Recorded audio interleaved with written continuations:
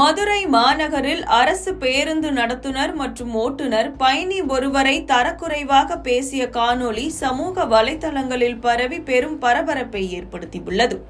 மதுரை மண்டல போக்குவரத்து கழகத்தின் சார்பில் மதுரை மாநகர் பகுதிகளில் ஏராளமான புதிய தாழ்தள சொகுசு பேருந்துகள் இயக்கப்பட்டு வருகின்றன. இச்சம்பவம் மதுரை மாநகர் 3 மாவடி பகுதியில் உள்ள மாவட்ட காவல்துறை கண்காணிப்பாளர் அலுவலகம் எதிரே அமைந்துள்ள பேருந்து நிறுத்தத்தில் நடந்துள்ளது. அங்கு நின்று கொண்டிருந்த இளைஞர் ஒருவர் அவ்வழியாக வந்த அரசு பேருந்தை நிறுத்துமாறு சைகை காட்டியுள்ளார்.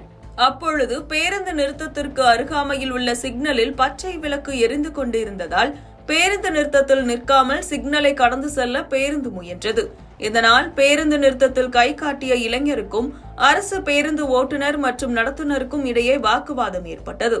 அப்போது அரசு பேருந்து நடத்துனர் அந்த இளைஞரிடம், "எதற்காக சிக்னல் அருகே பேருந்தை நிறுத்துகிறாய்? சற்று தள்ளி நிற்க மாட்டாயா?" என்று கடிந்து கொண்டார். அதற்கு அந்த இளைஞர், "நான் பேருந்து நிறுத்தத்தில் தான் நிற்கிறேன்" என்று பதிலளித்ததால் வாக்குவாதம் தீவிரமடைந்து பரபரப்பை ஏற்படுத்தியது.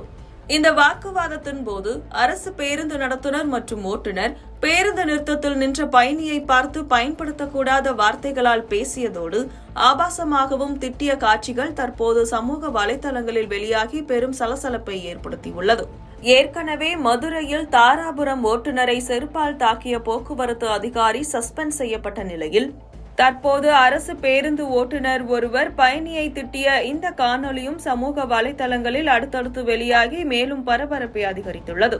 இச்சம்பவம் குறித்து விசாரிக்கப்படும் என மதுரை அரசு போக்குவரத்து கழக அதிகாரிகள் தெரிவித்துள்ளனர்.